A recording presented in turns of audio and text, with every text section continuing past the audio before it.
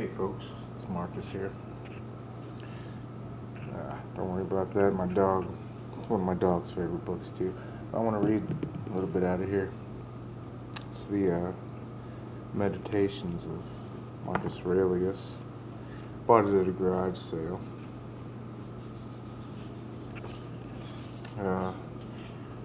But I recently started reading it again.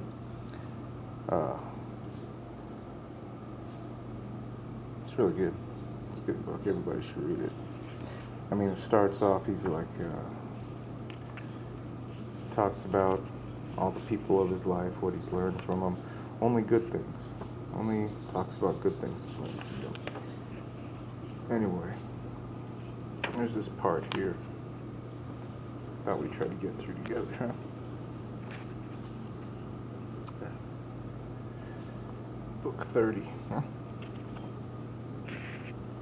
Thou art now ready to die, and yet hast thou not attained to that perfect simplicity. Thou art yet subject to many troubles and perturbations, not yet free from all fear and suspicion of external accidents, nor yet either so merely disposed towards all men as thou shouldst, meekly disposed, or so affected as one whose only study and only wisdom is to be just in all his actions. Behold and observe what is the state of their rational part, and those that the world doth account wise. See what things they fly and are afraid of, and what things they hunt after. You might think this translation's kind of weird. It was the first translation from like 1600. Yeah, Merrick Casaubon's version, 1634. So it sounds kind of funny, but hopefully you guys are getting the meaning from this, huh? I mean, this guy was the emperor of fucking Rome, man, Marcus Aurelius. Anyway. In another man's mind and understanding, thy evil cannot subsist. So, like, you really don't have much control over another man's mind, nor in any proper temper or distemper of the natural constitution of thy body, which is but, as it were, the coat or cottage of thy soul. Wherein then but in that one part of thee, wherein the conceit and apprehension of any misery can subsist. So he separates material from the immaterial, from the spirit. I don't know. He's a Stoic. That's how he was raised. There's like a story. It's not in the book here, but I think a history teacher told. I don't remember where I heard this. But he was like a little kid. His mom caught him.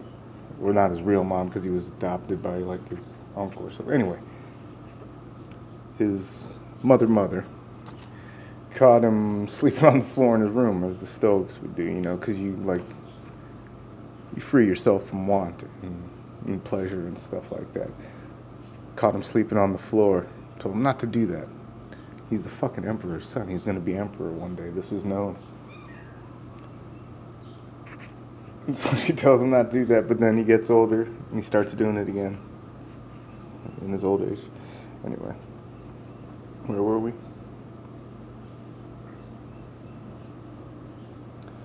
No misery can subsist in your soul, perhaps in the coat in the cottage, in the pockets and the windowsill and the drawers and the dressers, but not in the soul. I don't know.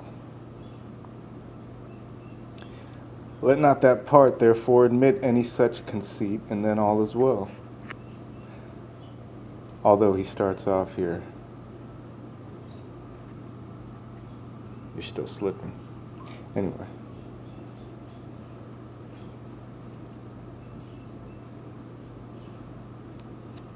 Then all is well. Though thy body which is so near to it should either be cut or burnt or suffer any corruption or putrefaction, yet let that part, that which it belongs to, judge of these, and be still at rest.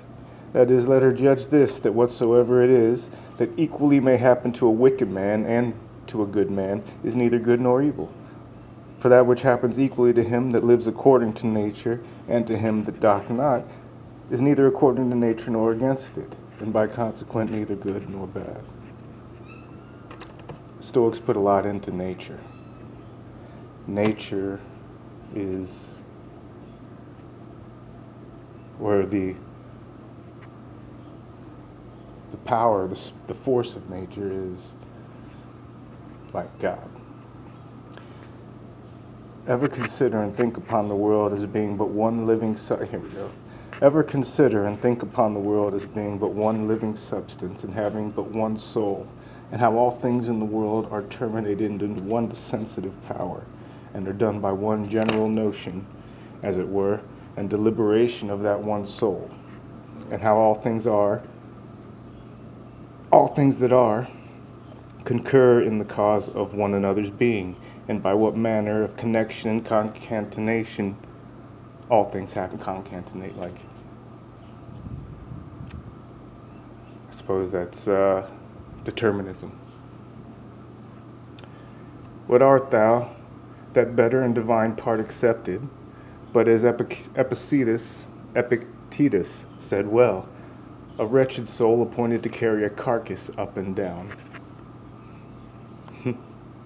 Yeah. To suffer change can be no hurt, as no benefit it is by change to attain to being.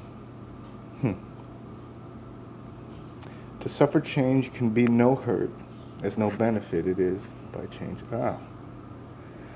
The age and time of the world is, as it were, a flood and swift current, consisting of the things that are brought to pass in the world. For as soon as anything that hath appeared and is passed away, another succeeds, and that also will presently out of sight. So, kind of a fluid idea of the world, you might say.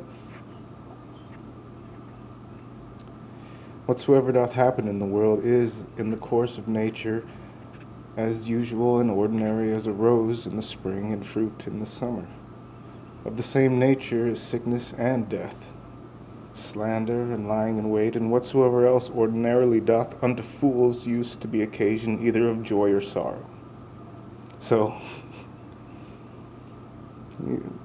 this guy.